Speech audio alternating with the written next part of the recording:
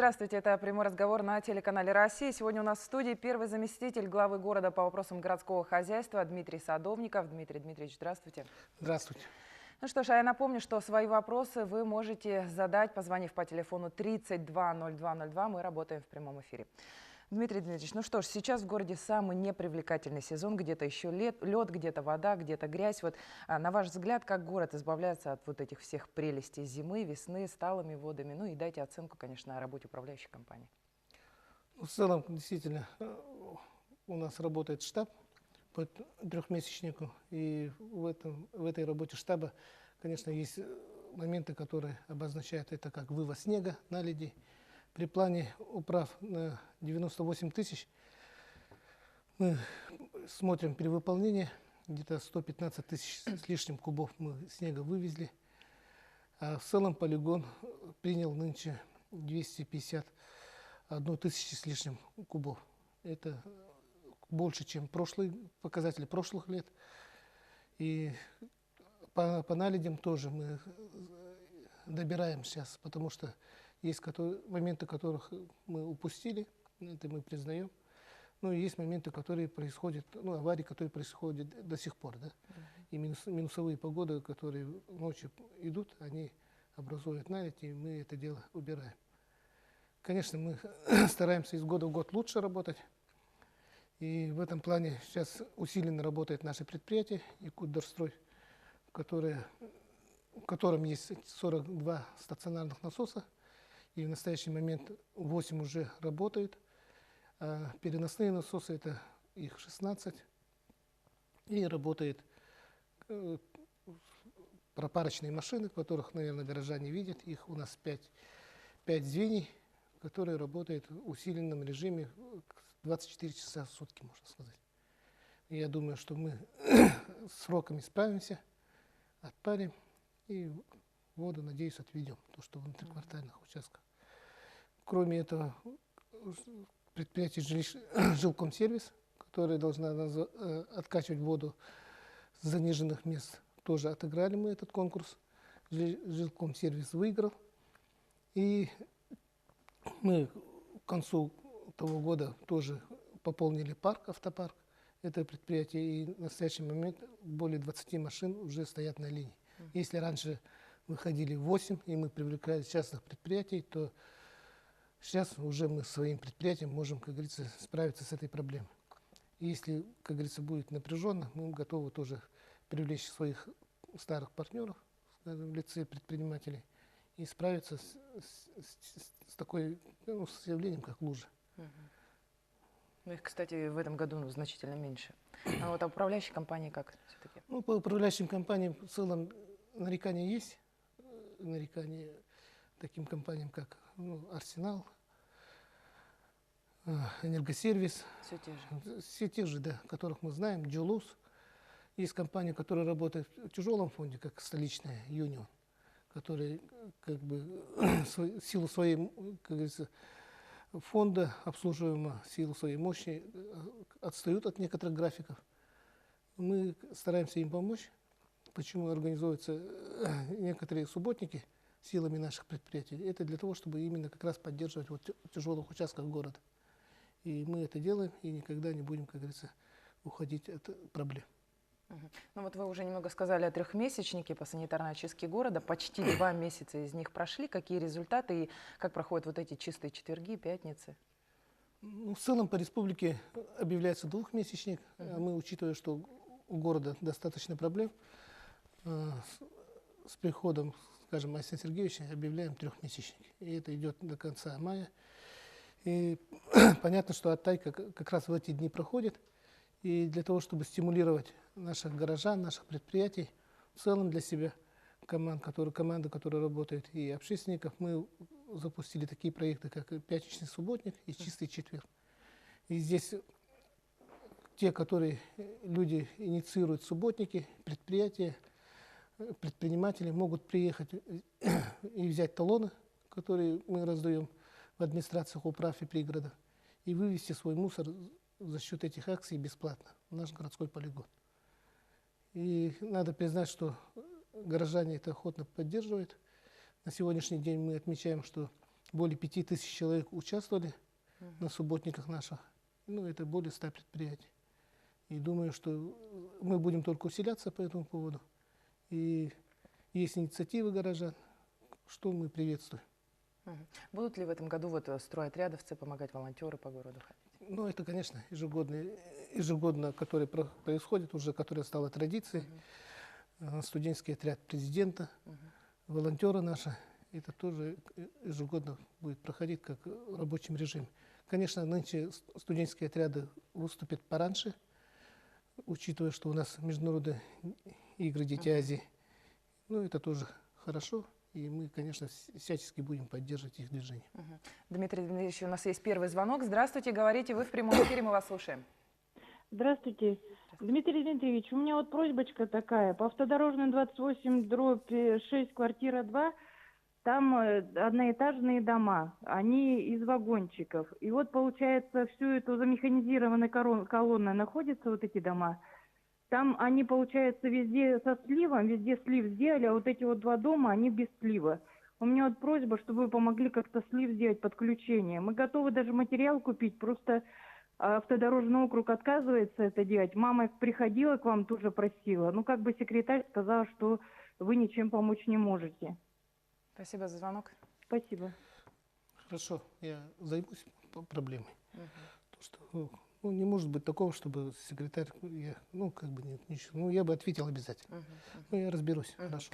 Дмитрий Дмитриевич, вот что с уборкой жидких отходов в деревянном жилом фонде? Вот сейчас как раз то время, когда все оттаяло, окна открыть невозможно. Ну, в этом плане, да, действительно, уборка брикетов, уборка мусора происходит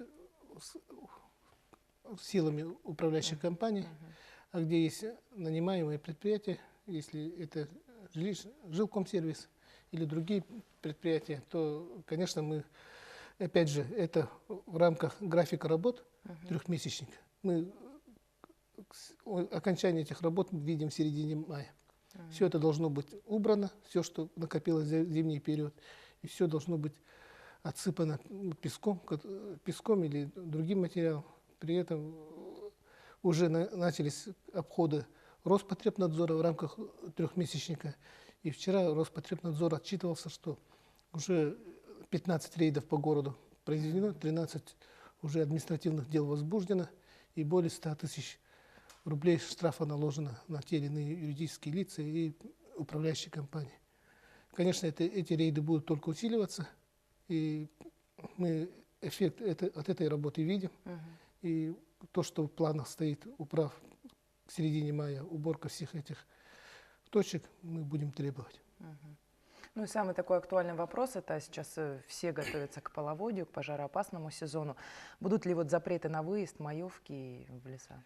Да, ну все, мы действительно видим то, что вот передают средства массовой информации по поводу половодья. Если центр России уже тонет, то мы здесь, вы, в том числе через ваш канал, да, показывали, и проходил у нас дальневосточный, учение Дальневосточного федерального округа, Сибирского федерального округа, где как раз касались этой темы половодья. И мы сегодня готовы. Распоряжения главы были изданы еще в марте. И мы сейчас этот вопрос мы рассматривали с участием и в правительстве, и в прокуратуре города Якутска. Вторую проблему также аналогично мы прошли. Можно сказать, правительство рассматривался и рассматривался в прокуратуре.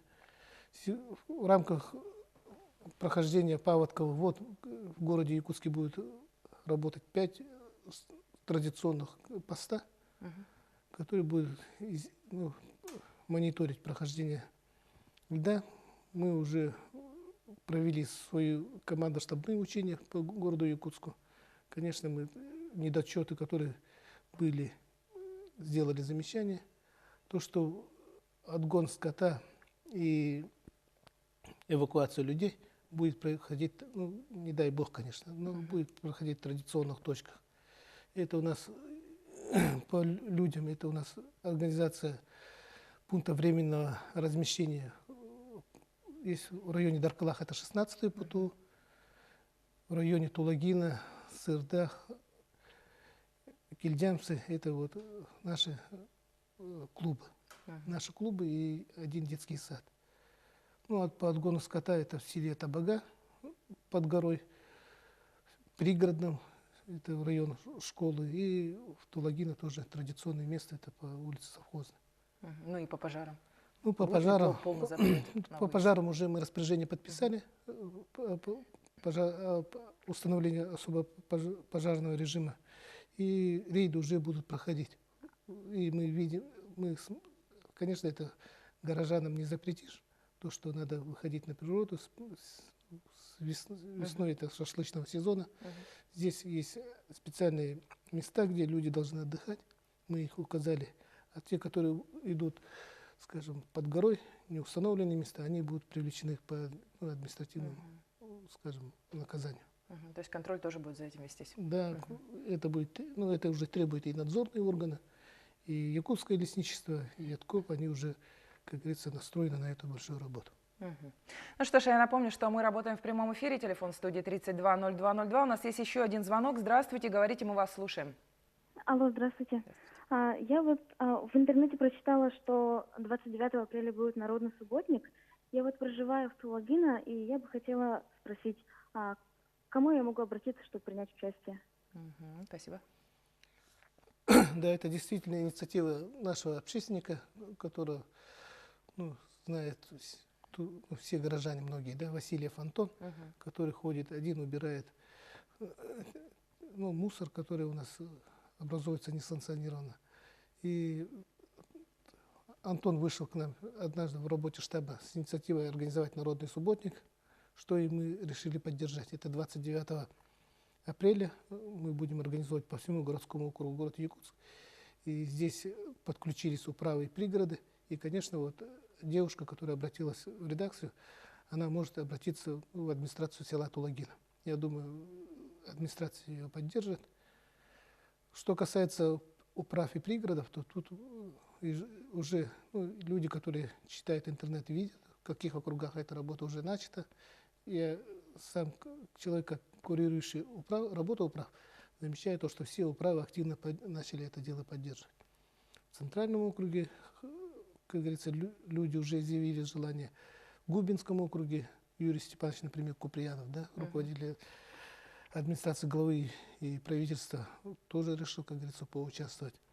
Звезды якутской эстрады, наша вот небезызвестная якутская звезда якутской эстрады Далана, например, в автодорожном округе. Вот они, все люди готовы, как говорится, всячески, как говорится, поддержать наше движение и жить, конечно, в чистом и уютном городе. Ну, инструмент предоставить, да, администрация? Инструмент, мешки, все это дело мы, администрация, должны предоставить и поддержать. Нужно только в округ обратиться. Да. Отлично. Мне сообщают, что у нас есть еще один звонок. Здравствуйте, мы вас слушаем. Вы в прямом эфире. Ваш вопрос. Алло, здравствуйте. Меня зовут Ирина. Я по поводу сквера, который находится на площади Орджоникидзе, место школы номер 5. Очень в заброшенном состоянии. Дело в том, что сейчас вот его также промурыжат, как вот по Октябрьской, и построят потом дом. А ведь участок-то хороший, в центре. Такого нету участка, чтобы вот засадили бы, поухаживали бы. Хотелось бы вот его как-то восстановить, и чтобы отдыхать там. Спасибо. Спасибо за звонок. Ну, во-первых, определенная работа главой идет, да, со строительным блоком, чтобы те пустыри, которые у нас есть, не, как говорится, не захламлялись теми же металлическими гаражами, или, не дай бог, как говорится, началась великая стройка. Все равно, если что-то, вот о чем говорит жительница, да, которая задала вопрос, это, по сути, без ее участия не может пройти, потому что есть определенный регламент, который должны пройти для того, чтобы получить разрешение на строительство. Тот же, например, предприниматель, который снес напротив дома, да, вот по Петра Алексеева 2, которые для нас были несли определенную проблему, он сейчас тоже вот идет таким, скажем, черепашьей скоростью, я считаю, да, потому что должен обязательно пройти вот эти регламенты, как публичные слушания, техсовет вот архитекторов, да, и в этом плане зря она беспокоится, и тем более, что мы имеем задачу в целом по городу к столетию образования республики, 22 году, разбить 100 скверов, что и требует наш глава Асий Сергеевич. И мы везде, и в тех участках, где мы снесли дома, прежде всего видим под этим ракурсом. То есть, прежде всего, разбить хотя бы мини-скверы. Вот мы замечаем то, что люди действительно место отдыха, зеленых зон в городе их мало. Поэтому мы нацелены на это дело. И если архитектура скажет, что действительно вот этот участок, о чем говорит жительница, можно разбить сквер, то, конечно, лучше сквер, чем, как говорится, что-то будет там строиться или будет пустовать. То есть курс на создание общественных пространств вам взять, да? Ну и, Дмитрий Дмитриевич, вопрос. Отопительный сезон подходит к концу. Как он прошел для города и когда батареи в домах будут полностью отключены? Ну, батареи будут отключены согласно норм, да, это закон, требования температурного режима. Но в целом, я думаю, чтобы абсолютно, как говорится, по-простому, это где-то после 15 мая, где-то ближе к 19, может быть, даже за 20 мая. Мы видим, что весна идет ранее, поэтому вот такой срок мы для себя видим. Хотя, может быть, и плюс-минус от погоды. А в целом, по прохождению отопительного сезона, я могу сказать, что мы проходим так удовлетворительно. Не хочу сказать, как говорится, громкие слова, но между тем все равно за этим сезоном стоит простой труд таких же простых людей, тех же работников нашего предприятия «Теплоэнергия», у которого, как говорится, самые тяжелые участки города, тех же работников нашей Якутской ТЭЦ. Они молодцы, я считаю. Мы паспорт готовности в целом по городу получили, и я считаю, что мы полученный паспорт и требования, и доверие, мы считаем, что оправдали. Дмитрий Дмитриевич, ну давайте поговорим о сносе ветхих аварийных домов. Просто ударными темпами город в этом направлении движется. Да, это благодаря поддержке федерального центра, региона. Эта работа ведется. Мы в том году снесли 104 дома. И в этом году это уже 20 с лишним домов снесли. И в списках уже есть еще 70 адресов. И дай бог, чтобы, как говорится, строители нас не подвели, и мы темп этот не убавили. Конечно, все зависит от строительства, от ввода объектов. И здесь строительный блок города Якутска тоже работает, скажем, ударными темпами. И эта работа, должны, как говорится, очертания первые, как говорится, получить, хотелось бы до детей Азии. И мне сообщают, что еще один телезритель с нами на связи. Здравствуйте, говорите, мы вас слушаем. Здравствуйте. Здравствуйте. У моих родителей есть дача. Меня интересует такой вопрос, что летом бывают такие проблемы, как с электрификацией. То света нет, то плохо работает. Как этот вопрос, как решается в целом? Спасибо. Действительно актуальный вопрос по поводу электроснабжения дачных участков. И буквально вчера мы встречались с председателем СОТов и дачных кооперативов, вместе с ДОСОШ, да.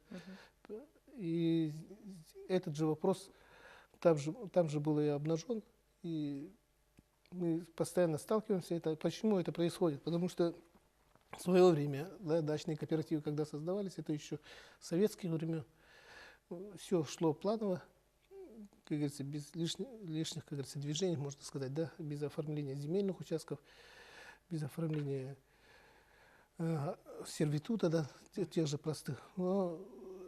И эта проблема, как говорится, осталась на плечах тех же кооперативов. Эти линии не находятся, скажем, на балансе Якутэнерго и города тоже. Поэтому мы вынуждены оформлять это дело как бесхоз. Но если кооперативы доказывают, что это их, скажем, сами люди некоторые, есть особенно те кооперативы, которые создались после 2000-х лет, которые сами проводили провода, и есть договор проведения данных работ, мы, конечно, будем вести работу для того, чтобы закрепить за ними и те же подстанции. Но опять же здесь вопрос возникает при возникновении аварийных ситуаций, кто должен это дело устранять. Конечно, это должно регулироваться договорными отношениями и, конечно же, допуском на те или иные работы. И здесь наше городское предприятие тоже требуем, чтобы имели допуск на работа по высоковольтным линиям. Ну и тут же, скажем, на той же встрече, которая происходила вчера, дачные кооперативы, в целом ДОСОЖ предлагает другой путь, это создание своего, скажем, сетевого предприятия или нанятого предприятия. Тоже считаю, что это нормальный путь. И Варианты будут рассматриваться. варианты этот изучаются, и в целом мы будем работать с кооперативом. Но я подчеркну, что кооперативам надо объединяться. Председатели об этом бьют тревогу, то, что люди продают, уходят, об этом известность не ставят, и никто не знает, кто тут заселился, не заселился. И тут есть взаимные обвинения, то, что вот администрация не участвует, стоит, как говорится, простым свидетелем этих отношений. Но, опять же, нужно здесь понимание, проведение, скажем, определенного ликбеза, да, получается, в этом плане. И все зависит, как говорится, от самого кооператива, от председателя, который должен обязательно эту работу проводить. И мы, конечно же, будем поддерживать. И в этом плане есть работа, которая в целом будет, как говорится, помощь. Это то, что вот будет проходить перепись сельскохозяйственная. И мы эту работу тоже намечаем по дачным кооперативам тоже провести и помочь нашим председателям кооперативов. Еще один звоночек есть. Здравствуйте, говорите, мы вас слушаем, вы в прямом эфире. Здравствуйте. Я бы хотела вот задать такой вопрос.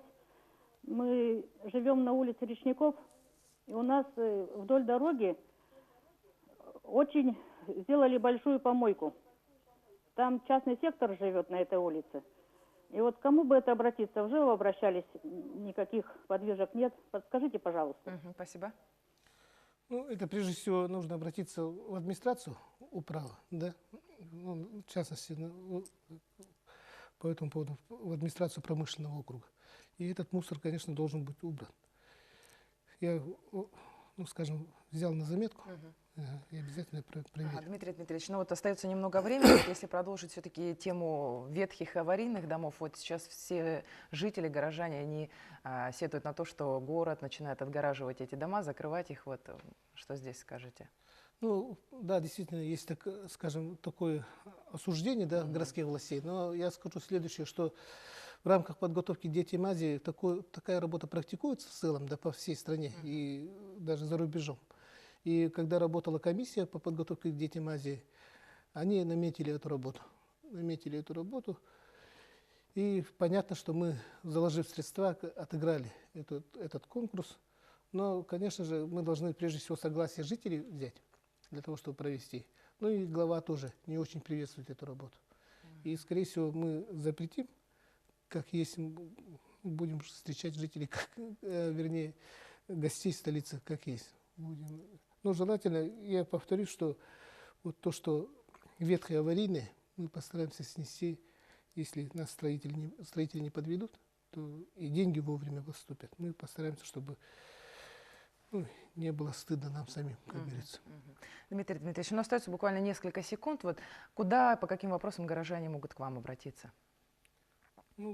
Горожане обращаются постоянно. У нас у всех единый день приема, и мы еще, чтобы быть ближе к народу, проводим встречи по управам. По округам. Единый информационный день. К сожалению, время эфира подходит к концу. Спасибо вам, что вы субботнее утро пришли к нам в студию. Я напомню, что прямой разговор выходит по субботам на телеканале «Россия». Всего вам доброго, до встречи.